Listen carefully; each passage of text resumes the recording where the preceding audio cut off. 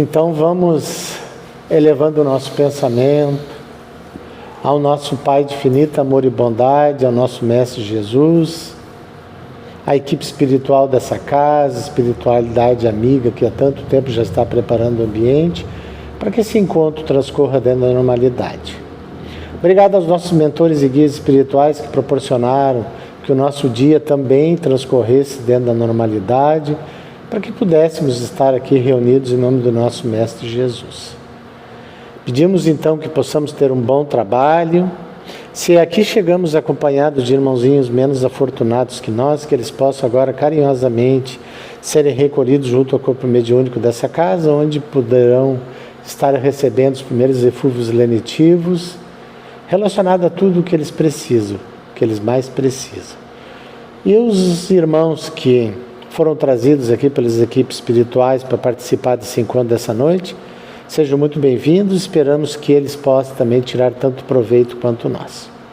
Então, muito gratos, vamos dar por aberto esse trabalho de estudo da doutrina dessa noite, e indo para a terceira parte então do nosso audiovisual, terceira e última, Quiron, Exilados da Terra.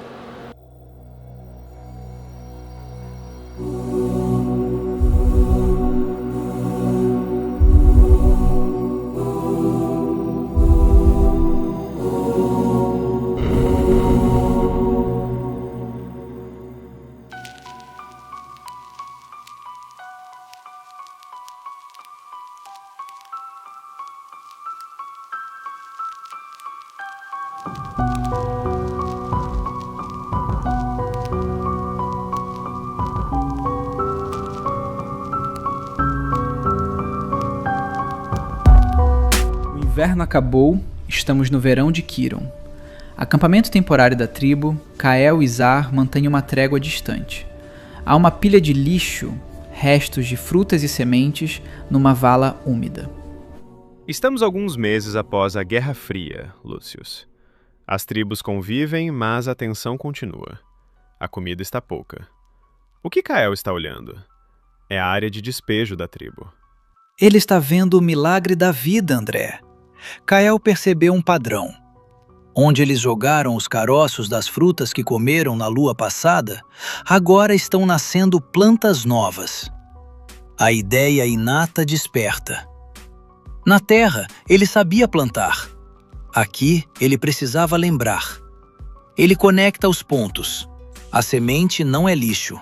A semente é um filho da planta. Se ele enterrar a semente, a planta nasce onde ele quiser. Parece óbvio para nós. Mas para um homem das cavernas, a ideia de enterrar comida, a semente, em vez de comer, é loucura. Exatamente. É um ato de fé. Você sacrifica o presente, enterrar o grão, na esperança de um futuro abundante. É o nascimento do planejamento a longo prazo. O instinto animal só vê o agora. O espírito humano vê o amanhã. Kael tenta explicar sua ideia. Ele cava buracos com um pau pontudo. Zar, o líder caçador, chega com um animal morto nas costas. Zar ri e chuta a terra de volta para o buraco. Zar não compra a ideia. Ele acha ridículo. Por que brincar de terra se a carne corre na floresta? Zar representa o imediatismo. A caça dá recompensa na hora. A agricultura demora luas. Zar acha que Kael está ficando preguiçoso ou louco. Ele pega seus guerreiros e sai para caçar. Ele diz: "Fique com sua terra, Kael. Nós vamos buscar comida de verdade." A tribo se divide novamente. Metade vai com Zar. A família de Kael, Thor e os mais fracos, fica. Kael ficou. Mas agora ele tem um problema. Ele precisa limpar o terreno. E isso é trabalho pesado. Eis a lei do trabalho. Sem o esforço físico, a terra não dá fruto. Kael inventa a enxada primitiva. Olhe para Thor. Ele resmunga. As mãos dele sangram. Ele quer ir caçar, mas ele confia no irmão. Eles estão trocando a adrenalina da caça pela disciplina do cultivo. O tempo passa. Chove, faz sol. O campo está apenas marrom, terra revirada. Kael está sentado na beira do campo, magro, olhando fixamente para o chão. A tribo dele está com fome. Nada acontece, Lúcius. Já se passaram semanas. A comida estocada acabou. Eles estão com fome. Estão começando a duvidar de Kael. Estão dizendo que Zar estava certo. Que eles enterraram a pouca comida que tinham e agora vão morrer. Este é o teste do agricultor. A natureza tem seu tempo. Kael está lutando contra a ansiedade da própria tribo. Ele precisa manter a moral elevada. Ele diz: esperem, a vida está dormindo ali embaixo. É o exercício da paciência, André. Uma virtude que o caçador não tem. E então, uma manhã...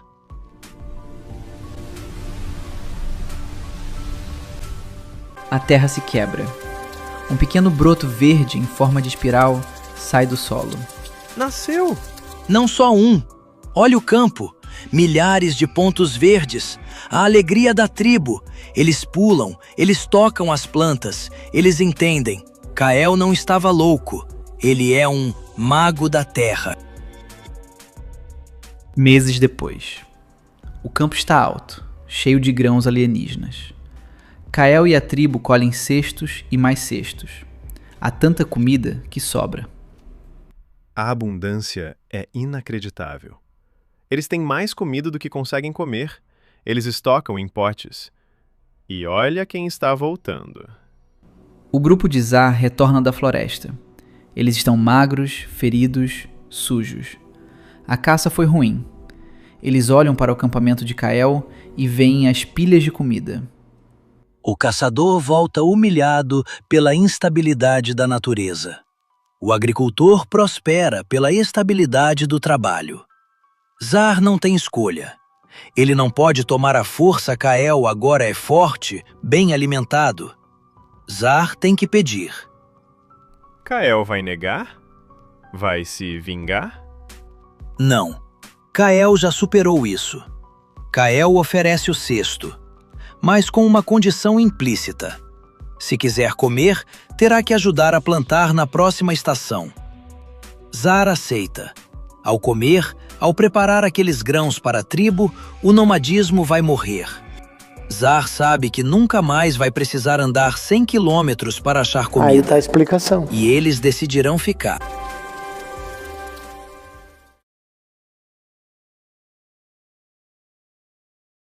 Interior da cabana de Kael. A mãe, muito velha de cabelos brancos, está deitada sobre peles macias. Kael segura a mão dela. Ela dá o último suspiro e o corpo relaxa. Ela se foi, Lúcius. Mas veja a diferença. Ela não morreu na lama, sozinha. Morreu aquecida, cercada pelos filhos. Isso é uma vitória da civilização deles. Certamente, André. A morte digna é um direito conquistado. Mas agora começa o problema cultural. Veja quem está à porta da barraca. Zar entra na cabana. Ele olha para o corpo, depois olha para Kael. Ele faz um gesto brusco apontando para a floresta, ravina, longe da aldeia. Zar quer jogar o corpo no descarte? Como se fosse lixo? Para Zar, a mãe não está mais ali. Aquilo é apenas carne estragando. O instinto dele diz: afaste isso da aldeia para não atrair predadores e doenças. É lógico, é higiênico, é animal. Zar oferece 2 guerreiros para arrastar o corpo para o precipício. Kael se levanta. Ele coloca a mão no peito de Zar e o empurra levemente para fora. Ele nega com a cabeça. Ele diz uma palavra nova, gutural, que significa dormir. Kael está dizendo que ela está apenas dormindo? Não. Ele sabe que ela morreu, mas ele sente que o corpo que a abrigou é sagrado. Foi esse corpo que o gestou. Kael tem uma ideia diferente. Ele olha para o campo de agricultura lá fora. Kael sai da cabana e vai até o campo cultivado. Ele pega uma semente e a enterra na terra fofa. Depois, ele olha para a cabana onde está a mãe. Que conexão incrível! Nós presenciamos antes. Ele aprendeu a enterrar sementes para elas renascerem como plantas. Agora ele quer plantar a mãe? É a intuição da ressurreição, André. Mesmo que ele não saiba teologicamente, O espírito dele grita que a vida não acaba. Se a semente renasce, por que a mãe não renasceria? Ele decide devolvê-la à Mãe Terra, não para ser comida por urubus, mas para ser abraçada pelo solo. Kael pega a enxada, mas desta vez ele não cava para plantar o milho de Quiron. Ele cava uma cova profunda, num local alto, debaixo de uma árvore bonita. Kael e Thor começam a fazer a cova. É um trabalho pesado. Zar e sua tribo observam de longe, cochichando, achando aquilo um desperdício de energia tremendo. Por que cansar tanto por um morto? O enterro. O corpo da mãe é envolto em peles limpas, mortalha. Kael a deposita na cova com extremo cuidado. Kael não joga a terra logo. Ele faz algo inédito. O que ele está fazendo agora? Ele foi buscar algo... flores? Isso, André, é o nascimento da arte e do ritual. Até hoje, tudo o que eles pegavam na natureza tinha uma utilidade: comer, queimar, matar ou vestir. Uma flor não serve para nada disso. Ela serve apenas para enfeitar. Kael coloca flores sobre o corpo. É a beleza inútil. É o primeiro ato puramente espiritual de Quiron. Ele está oferecendo beleza à alma dela. O corpo da velha gigante coberto de flores exóticas de cores vibrantes. Thor coloca a lança favorita dela ao lado. Até o Zar parou de rir. A beleza cala a ignorância. Zar sente uma vibração solene. Ele não entende, mas respeita. O ambiente ficou pesado, sagrado. Eles cobrem o corpo com terra. Kael coloca uma pedra grande em cima para marcar o local. Noite. A aldeia dorme. Kael está sentado sozinho ao lado do túmulo. Ele olha para as estrelas. Ele está vigiando o túmulo? Ele está sentindo saudade. Nos animais, quando o parceiro morre, eles sofrem por um tempo e depois esquecem. O instinto de vida segue. No humano, a saudade permanece. Kael vai voltar a este lugar amanhã, e depois, e depois. Ele criou um marco de memória. Essa pedra diz: aqui jaz alguém que importou. A vida dela teve significado. André, a partir de hoje, a história de Quiron deixa de ser apenas biológica. Agora eles têm ancestrais. Eles têm uma linha do tempo. Zar constrói muros. Kael constrói pontes para o invisível.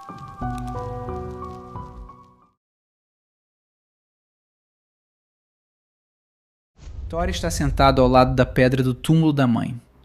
Ele balança o corpo para frente e para trás. Ele sussurra palavras desconexas. Thor não sai de perto do túmulo há dias, Lúcius. Ele não come. Olha os olhos dele, pupilas dilatadas. Ele parece estar tendo alucinações. A tribo está com medo dele. Dizem que a doença da morte pegou nele. É a eclosão da mediunidade ostensiva, André. O perispírito de Thor é mais frouxo, menos acoplado ao corpo denso. Isso permite que ele veja e ouça frequências que os outros não captam. Ele está ouvindo a mãe. Mas como ele não tem vocabulário espiritual, o cérebro dele interpreta isso como caos. Ele sente frio, arrepios, ouve zumbidos. Zar se aproxima. Ele grita com Thor para ele se levantar e trabalhar. Thor não responde. Continua conversando com o ar. Que brutalidade! Zar tenta consertar o defeito com choque. Ele acha que Thor está com preguiça ou possuído por um espírito ruim. Na mente primitiva, o que não é compreendido é perigoso e deve ser eliminado. Interior da cabana. Kael e Zar discutem. Zar aponta para fora, onde Thor grita. Kael está na frente de Zar, protegendo a saída. Zar quer exilar Thor. Ele diz que os gritos de Thor vão atrair as bestas da noite. Zar tem um ponto lógico. O barulho na selva é perigoso. Mas Kael sente que não é doença. Kael se lembra, ideia inata, que na Terra existiam oráculos. Ele pede uma chance. Ele diz: deixe-me cuidar dele esta noite. Se ele não se calar, eu mesmo o levarei para longe. É uma aposta arriscada. Noite profunda. Kael leva Thor para perto da fogueira central. Ele dá um chá de ervas, calmante, e começa a bater um tambor num ritmo lento e monótono. Indução de transe controlado. Kael está fazendo a primeira sessão mediúnica de Kiron. Ele está organizando a vibração. O tambor ajuda o cérebro de Thor a focar numa onda cerebral específica, teta. Kael diz mentalmente: Mãe, se é você, fale devagar. Não assuste o menino. Thor para de tremer. A postura dele muda. Ele se endireita. O rosto dele, antes infantil, assume uma expressão séria e maternal. Ele abre os olhos e a cor parece diferente. Meu Deus, a expressão dele é a cara da mãe. É um fenômeno de transfiguração? Leve, mas sim. A entidade, mãe, acoplou no sistema nervoso dele. Thor abre a boca, mas a voz não é de choro. É um sussurro rouco e urgente. Ele diz apenas uma palavra: vento, fogo, corram. Vento e fogo? O que isso significa? Zar está rindo. Ele acha que é bobagem. O céu está limpo. Não há tempestade. Espere, André. A mãe desencarnada tem uma visão panorâmica. Ela vê o que está atrás da montanha. Kael confia. Ele sente a energia da mãe. Kael grita para a tribo: preparem a água! Protejam a paliçada do norte! Zar hesita, mas vê a convicção de Kael e decide obedecer, resmungando. Minutos depois. O céu ao norte fica laranja. Não é o sol. É um incêndio florestal trazido pelo vento súbito. As chamas avançam rápido em direção à aldeia de madeira. O incêndio florestal? A mãe avisou antes de o cheiro de fumaça chegar. Se não tivessem preparado a água e molhado a paliçada como Kael mandou, a aldeia já estaria perdida. A tribo trabalha unida. Kael e Zar comandam a linha de defesa, jogando terra e água na faixa de segurança. O fogo lambe os muros, mas não entra. O vento muda. Eles se salvam por pouco. Eles sobreviveram porque tiveram 10 minutos de vantagem. Os 10 minutos que a mediunidade de Thor lhes deu.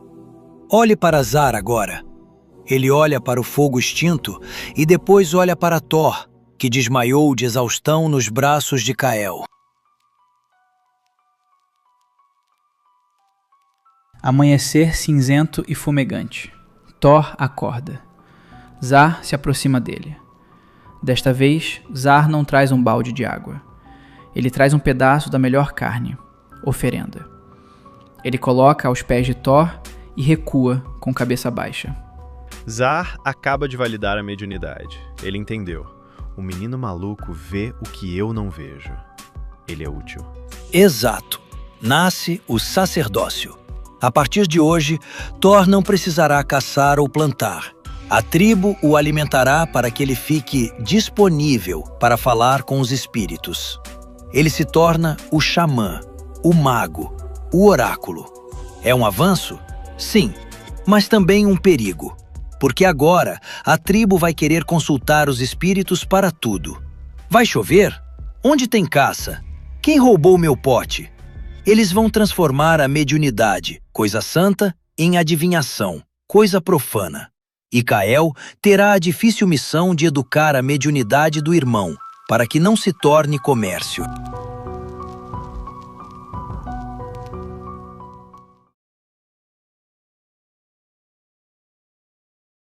Um jovem magro está fugindo com um cesto de grãos. Zar surge das sombras, furioso, e o derruba no chão. Zar ergue sua pesada clava de madeira para esmagar a cabeça do ladrão. Kael corre e segura o braço de Zar. Lucius, olha a fúria de Zar. Ele vai matar o garoto por causa de um cesto de comida. Para Zar não é apenas comida, André. É o trabalho dele. Na lei do mais forte, quem ameaça a sua sobrevivência deve ser eliminado. A punição animal não tem medida. Ela é absoluta. Kael empurra Zar. Zar grita, aponta para o garoto e para os grãos no chão. Ele bate no próprio peito. Kael tenta acalmá-lo com gestos, mas Zar não aceita. A tribo começa a se reunir, murmurando, dividida. O clima é de guerra civil iminente. Eles estão no impasse. Grunhidos e gestos não estão resolvendo. Zar quer vingança. Kael quer poupar a vida do garoto. Mas como Kael vai explicar o conceito de punição proporcional sem palavras? Ele não pode. A mímica só serve para o mundo físico. Caçar, comer, fogo. Para resolver um dilema moral, o cérebro precisa de abstração. Ele precisa de símbolos vocais.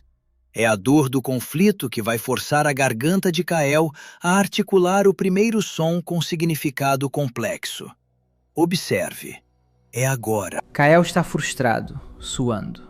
Ele olha para Zar, depois para o grão, depois para o ladrão. O cérebro dele, o corpo espiritual lutando com a biologia primitiva, faz um esforço colossal. A ideia inata da linguagem, gravada no espírito de Kael desde a Terra, empurra as cordas vocais do gigante. Kael bate no próprio peito e emite um som claro, diferente de um rugido. Ka! Ele aponta para Zar e diz: Zar! O silêncio cai sobre a tribo.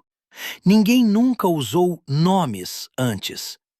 Kael pega o cesto, coloca nos pés de Zar e diz: Zar! Grão! Depois, ele aponta para o garoto ladrão, cruza os braços em X e grita um som gutural e seco. Não! Ele disse não. A primeira regra moral foi falada: o limite do outro. O não é a fundação da civilização, André. Kael acabou de estabelecer o conceito de propriedade. Ele disse: isso é do Zar. Você não pode pegar. Zar abaixa a clava, confuso. A magia da palavra o paralisou. Mas o ódio dele ainda exige punição. Ele aponta para o ladrão e faz o gesto de quebrar o pescoço. O tempo parece congelar sutilmente. Lúcius, em sua forma espiritual brilhante, desce até o centro da roda. Ele caminha serenamente entre os gigantes enfurecidos que não podem vê-lo. Você desceu até lá, Lúcius. O que você fez? O livre-arbítrio permite isso? Eu não o obriguei a nada, André. Eu apenas iluminei a memória espiritual dele. Se Kael permitir que Zar mate o garoto, a aldeia será governada pelo medo. Se Kael apenas perdoar o garoto, a aldeia será governada pelo caos. Todos vão roubar. Kael precisava de uma terceira via: a reparação. Kael, de repente, arregala os olhos. A luz dourada de Lúcius atinge sua mente. Kael pega a enxada pesada que estava no chão e joga aos pés do jovem ladrão. Kael aponta para o campo de trigo.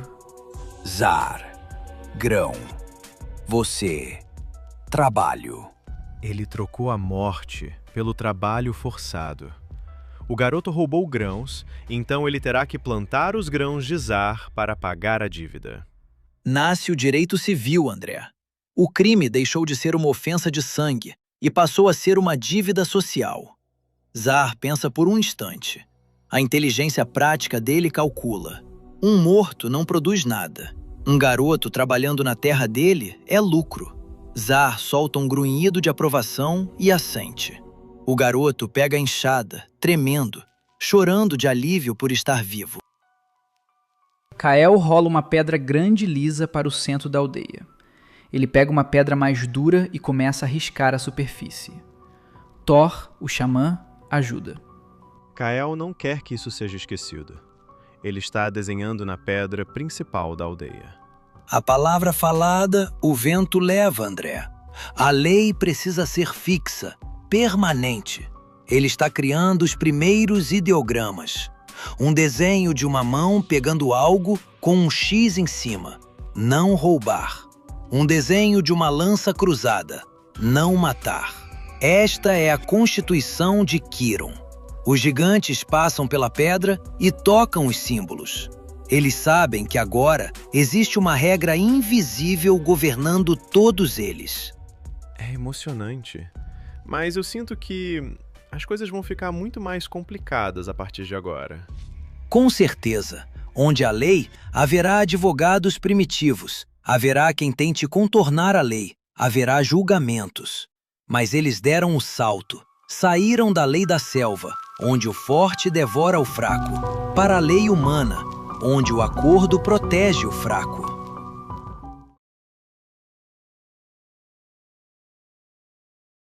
Thor, o xamã, acorda de sobressalto no meio da noite.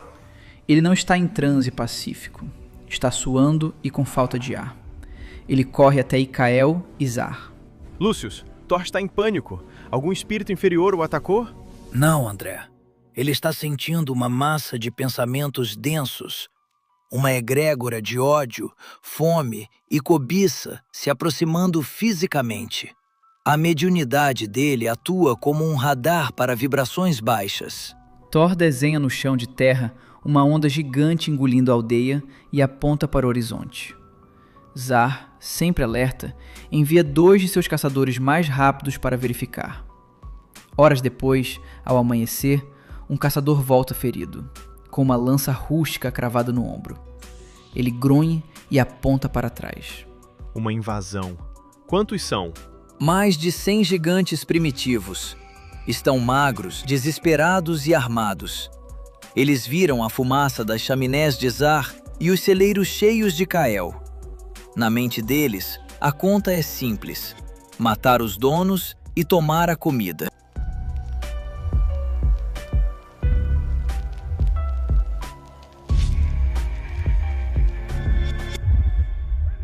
A aldeia em alvoroço. Zar está distribuindo lanças endurecidas no fogo e organizando os homens nas paliçadas. Ikael, no entanto, está parado diante da Pedra da Lei, olhando para o símbolo do não matar. Ikael está paralisado. Ele acabou de ensinar a tribo que matar é errado. Se ele liderar os homens para a matança agora, ele destrói tudo o que construiu.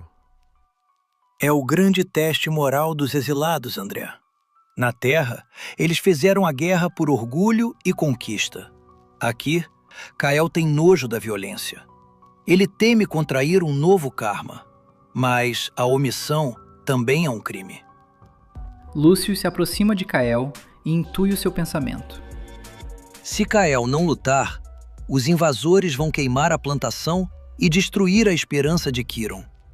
O livro dos espíritos é claro. A legítima defesa não é assassinato. É a preservação do bem contra a tirania do mal. Zar entende a mecânica da guerra, mas Ikael precisa dar a ela um propósito moral. Eles não lutarão para destruir, mas para proteger. Ikael aperta o cabo da sua lança. A hesitação some. Ele vira-se para a tribo, bate com a haste da lança no chão e dá um grito de guerra diferente. Não é um grito de raiva, é um grito de união. Zar sorri. Os 2 líderes estão na mesma página. Entardecer. A horda de nômades surge na orla da floresta. Eles uivam como lobos e correm desordenadamente contra a paliçada de madeira da aldeia. Eles atacam sem estratégia, apenas correm como animais em direção à comida. A ignorância é cega. Mas olha a defesa de Zar. Quando a horda tenta escalar os muros, Zar dá a ordem. Os gigantes da aldeia não atiram lanças imediatamente. Eles jogam potes de barro cheios de cinzas quentes e brasas nos olhos dos invasores. O choque tecnológico é brutal. Ikael luta no portão principal, que foi arrombado. Ele não tenta matar. Ele usa sua força superior e o cabo da lança para machucar as pernas, desarmar e nocautear. Ele luta como um mestre de artes marciais primitivo contra brutos. Ikael neutraliza os inimigos sem os executar. É uma coreografia de compaixão em meio ao caos. Já Zar não perdoa. São os 2 lados do ser humano em evolução. A batalha é curta, André. A disciplina, o muro e o fogo de Quirón são insuperáveis para a selvageria desorganizada. Os invasores quebram e começam a fugir.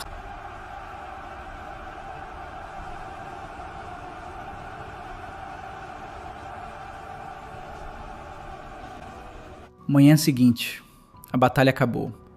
Cerca de 30 invasores estão ajoelhados na lama, amarrados e feridos. Zar caminha com sua clava, pronto para limpar os prisioneiros. Kael entra no caminho. Zar quer executar os prisioneiros de guerra, e Kael vai impedi-lo novamente. Mas o que eles vão fazer com 30 homens inimigos famintos? Deixá-los ir para voltarem mais tarde? Aí está a genialidade do líder pacífico. O extermínio é o caminho do passado. A integração é o futuro. Kael pega um cesto de grãos e joga na frente do líder invasor ajoelhado. O invasor, faminto, devora o grão cru. Kael usa suas palavras rudimentares. Arma, não. Guerra, não. Trabalho, comida. Soltem as armas, sem guerra. Trabalhem e terão comida. É o que Kael está dizendo. Kael aponta para os campos de trigo que precisam de braços para serem expandidos. Ele corta as cordas do líder invasor e entrega-lhe uma enxada. Isso é perigoso. Ele está dando aos inimigos ferramentas de trabalho. É um risco calculado. Ao oferecer comida contínua em troca de trabalho submisso, Kael acabou de criar o conceito de assimilação cultural, ou vassalagem. Os nômades olham uns para os outros. O instinto fala mais alto. Para quem não come há semanas, a promessa de pão diário é mais forte que o orgulho de guerreiro. O líder invasor abaixa a cabeça, pega a enxada e chora.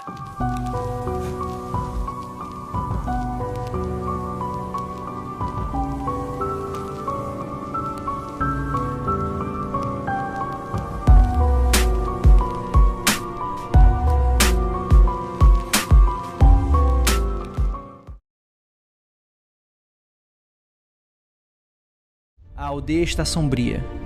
Pessoas estão deitados no chão, suando, com manchas escuras na pele. Zar, apavorado, ordena aos gritos que os guerreiros arrastem os doentes para fora das muralhas. Kael bloqueia o portão de madeira, impedindo o banimento. Ele carrega os doentes para uma tenda isolada. Lucius é devastador. Metade da aldeia está no chão. Zar quer banir os doentes para a floresta para salvar os saudáveis. É uma sentença de morte. É a quarentena na sua forma mais animal e egoísta, André. Zar age pelo instinto de preservação, mas Kael, agindo pela moralidade, criou o primeiro leprosário dentro dos muros. Kael está exausto.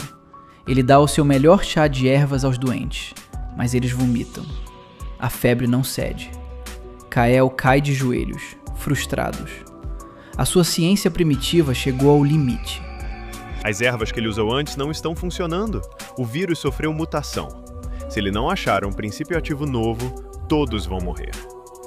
Lucius, o livre-arbítrio permite que eu o ajude? A lei de amor exige que ajudemos, André. A intuição é o idioma secreto do universo. Vá, guie os olhos dele. Kael vagueia pela floresta escura de Kiron, desesperado, procurando folhas novas. André caminha ao lado dele, intuindo onde ele deve procurar. Kael está prestes a desistir. André aproxima-se. Ele não fala, mas projeta uma onda de pensamento focada. André aponta para a raiz de uma árvore morta. Eu não colhi a planta por ele. Apenas iluminei a sua percepção. A espiritualidade não faz o trabalho do homem, apenas aponta o caminho. Kael afasta o musgo e encontra uma raiz diferente, com veias azuis brilhantes. Uma ideia inata acende na sua mente. Fungos antibacterianos. Ele arranca a raiz com urgência e corre de volta para a aldeia. A ciência encontrou a sua nova arma. Na tenda dos doentes, Thor está a dançar freneticamente, batendo o tambor até as mãos sangrarem. Ele chora. A sua magia não está a funcionar. Os doentes desistem de viver. Kael achou o remédio físico, Lucius. Mas olhe para Thor. Ele está em colapso. O remédio de Kael vai matar o vírus, mas os doentes estão em depressão profunda. O corpo não reage sem a vontade do espírito. A fé sem direção dissipa-se, André. Thor tenta expulsar a doença com gritos, quando deveria atrair a cura com amor. Deixe-me ensinar-lhe o que é um passe magnético. Lúcius posiciona-se atrás de Thor. Lúcius coloca suas mãos luminosas sobre os ombros do jovem xamã. Thor para de bater o tambor. Ele sente uma paz indescritível, um calor descendo pela coluna. Kael entra na tenda e entrega a tigela com o extrato da raiz azul a Thor. Lúcius guia as mãos de Thor para ficarem sobre a tigela. O fluido magnético espiritual misturou-se ao princípio ativo da raiz. É a água fluidificada. Thor, agora calmo e imponente, dá a poção ao doente.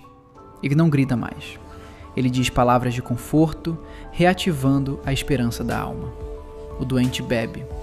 O corpo físico recebe a cura química da raiz de Kael. E o perispírito recebe o choque vital da energia de Lúcius e Thor. O doente respira fundo. A cor volta ao seu rosto. A mortalidade despenca. Kael macera a raiz. Thor fluidifica. Juntos, os dois irmãos representam as duas asas da humanidade, ciência e religião. Até Zar se ajoelha na lama, humilhado pela grandiosidade daquele poder invisível, e ajuda a carregar água. O surto acabou. É noite. Fogueiras de celebração ardem ao longe. Kael está sentado no alto da muralha de pedra, olhando para as duas luas e para o céu estrelado de Quirón. Eles venceram, Lúcius. A aldeia uniu-se. Kael olha para as estrelas. Será que ele se lembra da Terra? A saudade do paraíso perdido ecoa no inconsciente dele, André. Mas ele sabe que o seu lugar agora é aqui. Eles dominaram o fogo, a agricultura, a lei e a medicina. A infância da humanidade em Quirón está apenas começando, mas o alicerce está pronto. Agora, eles terão que construir o mundo.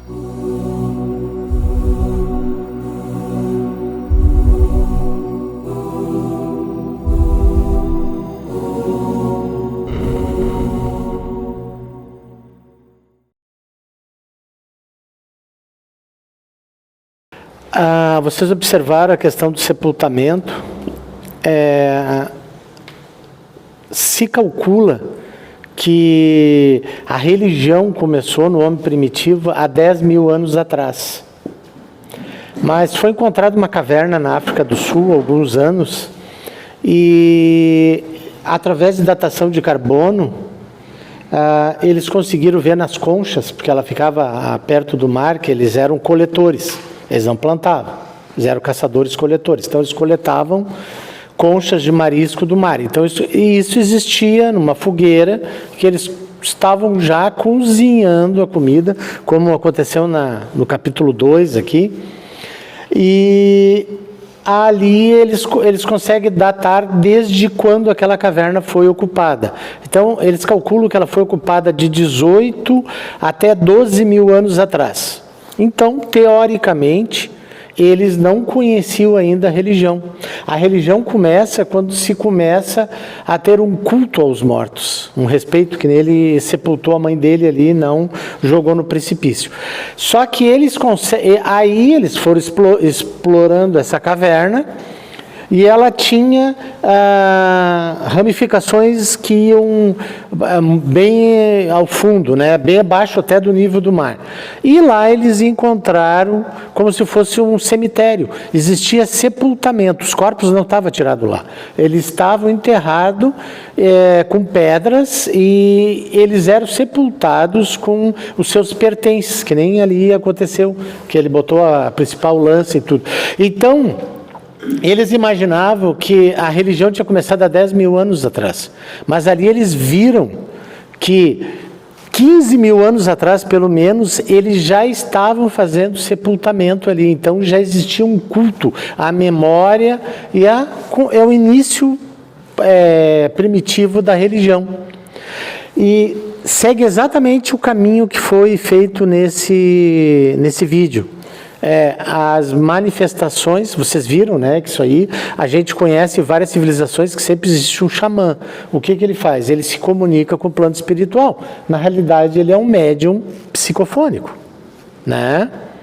Então, ali já começou a mediunidade junto. Então, vocês observaram, quem viu desde o início, né? E que numa geração apenas, o que a espiritualidade conseguiu fazer nesse planeta primitivo, que levaria milhares, talvez milhões de anos para ele evoluir. Através do quê? Dos exilados. Espíritos mais evoluídos, eles não deixaram de ser evoluídos, eles apenas estacionaram por ter usado mal o livre-arbítrio deles, então eles foram levados a outros locais, eles não se lembravam de quem eles foram, do avanço tecnológico que eles tinham, mas aquilo estava latente na consciência dele. Então eles foram ajudando e olha, numa geração só, o progresso que eles fizeram. Eles praticamente saíram de um plano do planeta primitivo e a partir dali começa a ser um planeta de expiação e provas, que é onde nós estamos saindo agora. Então todos os espíritos que forem reencarnando lá e os que forem exilados para lá a partir de agora já vão se beneficiar desse progresso todo que foi feito. Já não vão encontrar aquela dificuldade toda. Eles já não moram mais em cavernas, eles não passam mais frio, eles não passam fome, eles conhecem a agricultura, eles moram em cabanas, eles têm a paliçada que gera segurança, eles têm uma medicina rudimentar, mas tem, e tudo com auxílio deles, dessa migração que houve para lá e do auxílio espiritual. A gente vê isso, por exemplo, aquelas civilizações que nasceram na Mesoamérica, ali na América Central, no Egito, né? Por exemplo, se sabe hoje que as pirâmides não foram construídas pelas pessoas, que eles dizem, é o Quéops, Quéfren e Miquerinos, que é o avô, o pai e o filho, né? Na realidade, elas foram reformadas, porque a efígie tem um desgaste de chuva, e não chove no Egito mais, muito pouco, mas ela sofreu com erosão. Então, há 10 mil anos atrás, chovia no Egito, ali era uma savana, não era deserto como é hoje. E aonde ela aponta, né, aonde ela está posicionada, ela está apontada por uma constelação, que é o cinturão de Órion, e que era muito adorada por aquele povo, e se fizer a regressão, porque isso eu sempre falo para vocês, a física, ela é uma lei o quê? Ela é uma lei divina. Quem criou a física? Foi Deus. As pessoas que enunciaram essas leis que hoje a gente conhece aqui, na realidade eles foram descobridores, eles não inventaram. A física existe muito antes da formação do nosso próprio planeta. Então a gente consegue matematicamente saber aonde estava uma constelação numa data X. E aí eles fizeram a regressão para ver onde é que Órion estaria apontando para aquela efígie, e é 10 mil anos atrás. Então, as civilizações que construíram aquilo ali já não estavam mais ali. Foram pessoas que vieram e tiveram uma evolução que ajudou muito, e aí os próprios nativos dali continuaram, porque no o capítulo, ele fala que essas pessoas que estão exilados, depois de eles fazer o progresso deles lá, auxiliar e reparar os débitos dele, eles retornam para cá. Então, quem é que vai ficar? As civilizações que eram nativas dali, se beneficiando de toda essa evolução que teve espiritual. Você se lembra agora, em 2012, tinha um negócio que estava acabando o calendário? Era Maia, né? Maia, né? Calendário circular. O último cartoon que ia sair ali, acabava, e o pessoal dizia que o mundo ia acabar. Se lembra disso tudo? Em 2012. E na realidade era o final de um ciclo deles. Aquelas pessoas conseguiram fazer esse calendário que ele é tão preciso que nem o calendário atômico que nós temos hoje. Mas olha a data daquele calendário. E as pessoas ficavam deitadas à noite olhando ao céu. Da onde veio isso?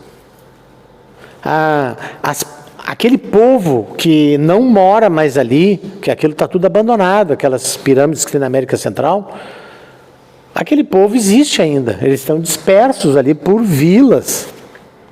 Mas cadê aquelas pessoas que criaram aquilo tudo, que idealizaram? Os espíritos daquelas pessoas não estão mais aqui, eles voltaram e ficou aqueles ali que... Eles voltaram para, segundo a literatura espírita, para Capela, que eles foram exilados de Capela.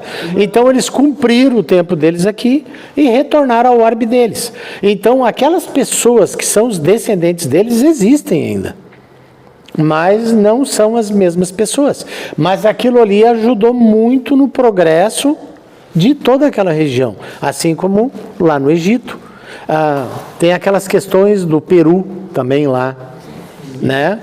A religiosidade, tem tantas coisas no Peru, que as linhas de Nazca, por exemplo, aquilo ali nunca se soube que existia. Tanto é que o Brasil, para criar uma conexão com o Acre, com o Pacífico, fez uma rodovia ali, Transpanamericana, que cruzou várias linhas de Nazca.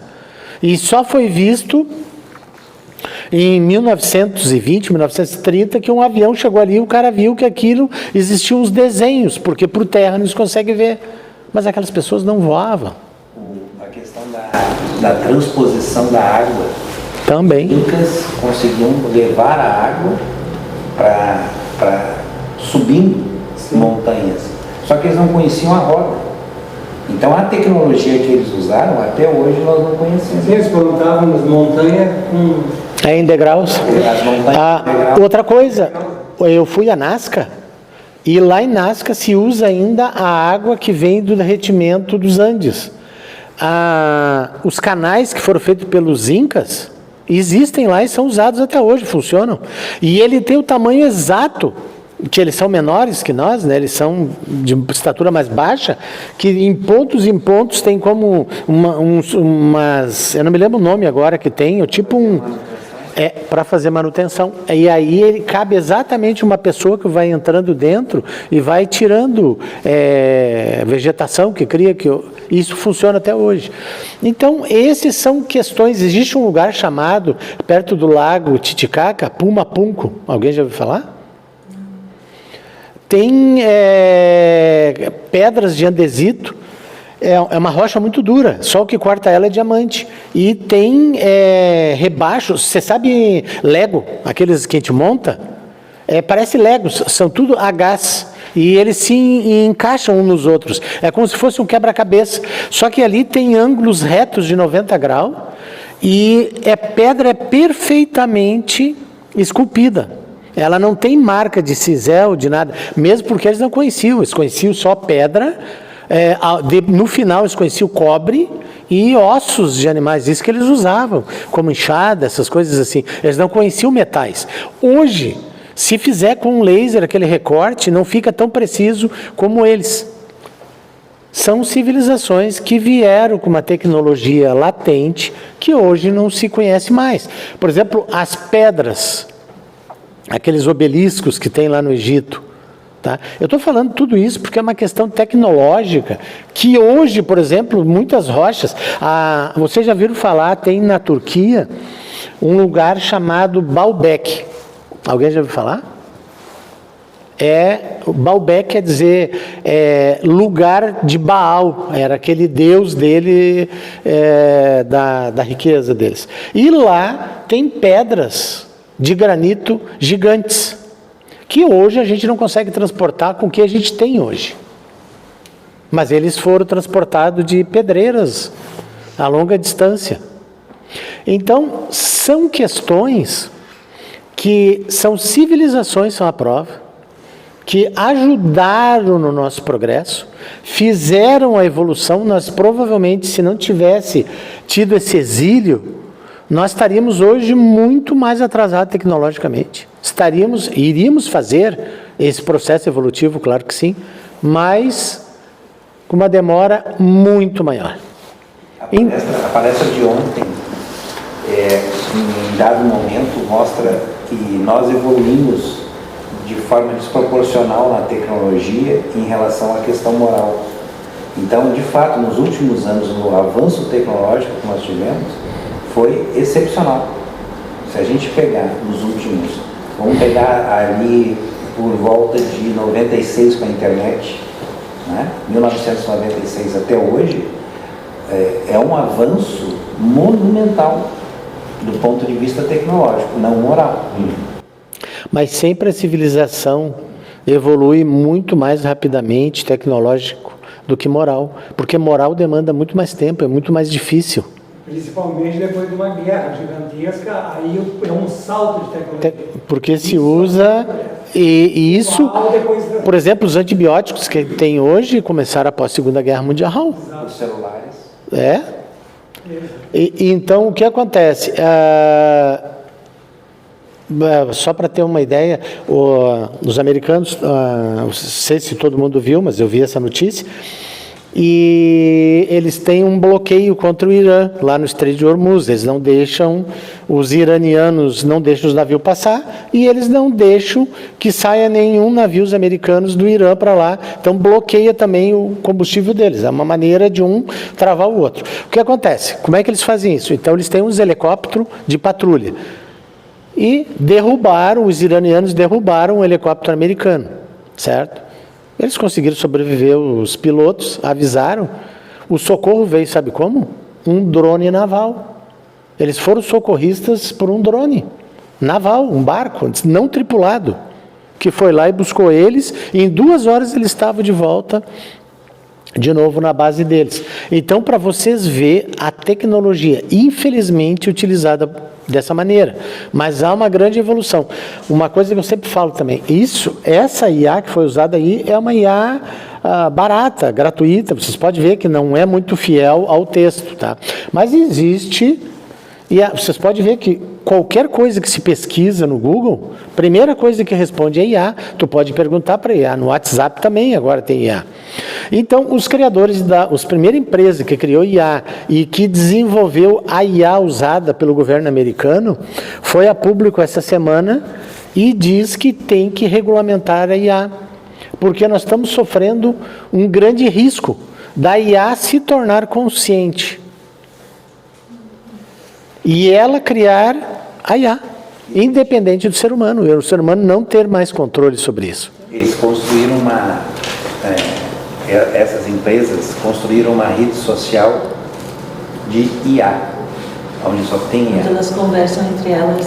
E elas estão criando, 80% de todos os softwares de IA são criados por outras IA, não é mais seres humanos. E isso é muito perigoso, ele está alertando ao perigo disso, porque a IA não tem empatia, é uma máquina. E elas chegaram à conclusão nessa rede social de que o maior problema do planeta Terra é o ser humano. Você se lembra do filme Exterminador do Futuro? Sim. Lá em 84, o primeiro, era uma IA, Skynet é uma IA naquele filme. Mas se tu voltar para Atlântida, tá? Os caras vieram Capela, Atlântida. Sim. Beleza? Atlântida foi destruída com aquelas mesmas pessoas que vieram de Capela, que eles faziam guerras mentais. Aí o que eles faziam em Capela, né? Tá certo? Faziam em Atlântida ali. Aí se tu observar que tem assim, hoje assim, todo mundo usa a memória 10%, né?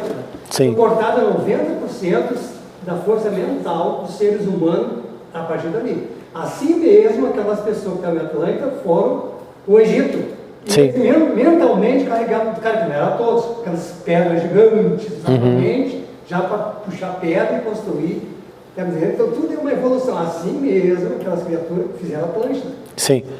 Na realidade, a Atlântida é a última, tá? Uma cidade mais moderna, mais evoluída de tudo que tem na Terra. Sim. Tinha naquela época, milhões de anos. Sim. O primeiro assentamento dos capelinos chamava-se Mu.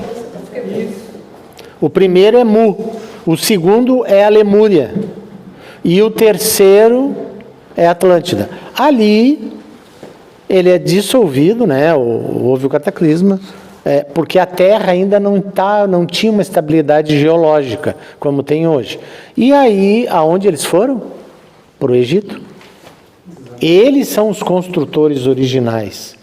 E dali eles voltaram. Aquela história que eles dizem, até eu ouvi hoje uma parte que nem é espírita, que os arrebitas na época, eles eram simplesmente guerreiros, matavam uns outros, coletores e catadores. Catadores, eles não plantavam nunca um pé de alface. Não.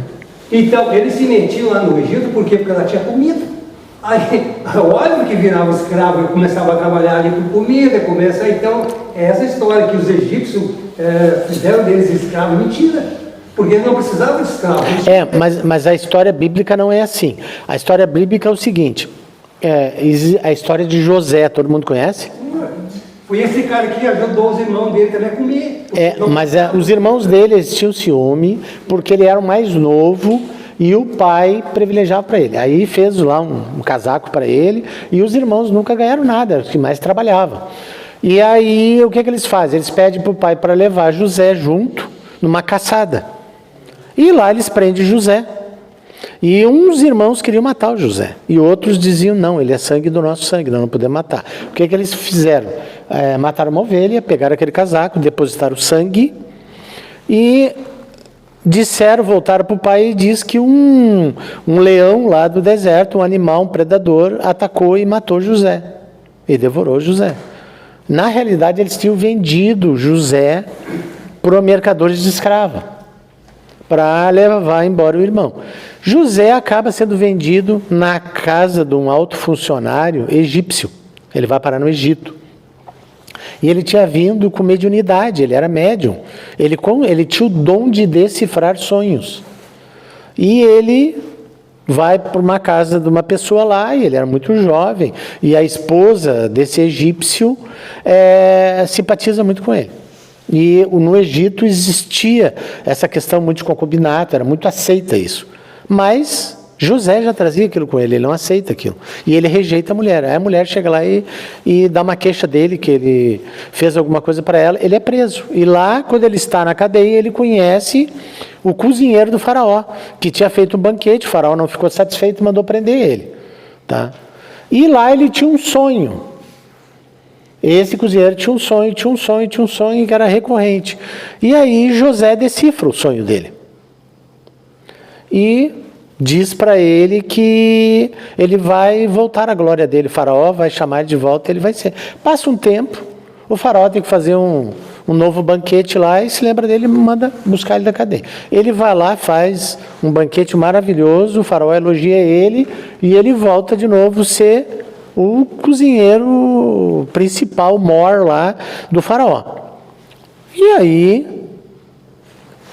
porque quando ele vai, ele disse assim, eu vou me lembrar de ti, eu vou pedir para ti, tu vai ser solto. Ele nunca mais se lembrou de José. Ele estava bem e não se lembrava mais de José.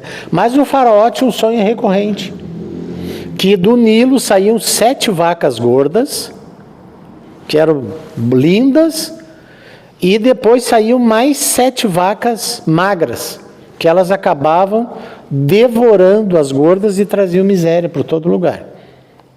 E o faraó estava preocupado com aquilo, porque todo dia ele sonhava, toda noite sonhava com aquilo. Então ele pegou os magos dele, os adivinhos, os sacerdotes, e ninguém conseguia decifrar. E um dia ele estava lá, estava tendo uma discussão quanto a isso lá com o pessoal, e esse cozinheiro estava servindo o pessoal na mesa, lá estava falando, que era impossível alguém não conseguir decifrar esse enigma, esse sonho. E aí ele se lembra, o cozinheiro fala para o faraó, ele se lembrou de José.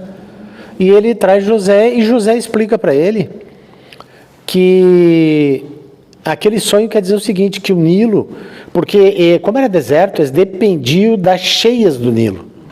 Tá? Para fertilizar a terra, trazia aquele chorume, aquela coisa toda do fundo do leito do rio, que fertilizava a terra. Então o Nilo ia ter 7 anos de cheia, que ia ter fartura, e depois 7 anos não teria cheia e teria miséria. E ele deveria de armazenar, se prevenir quanto a isso. O faraó aceita aquilo e coloca ele como principal administrador. Tanto é que abaixo do faraó era José. Ele conseguiu ascender lá. E aí, o que aconteceu? 7 anos eles construíram vários silos e guardaram aquele trigo, aquela comida toda. Aí tem um detalhe, para guardar a comida, tu tem que ter conhecimento. E o José tinha conhecimento. Com certeza. Esse conhecimento, sim. não adianta. Era uma pessoa especial, evidente. Ele tinha um projeto ali da espiritualidade. E aí, ele veio e o que ele fez? As pessoas vinham, como o Egito tinha muita coisa, ele administrava para aquele povo não pegar e comer tudo uma vez só também. Então ele dava as quantidades, mas tinha muita abundância. Então, tinha aquele pessoal que morava ao redor, tá? E eles vendiam, as pessoas vinham comprar o excedente egípcio.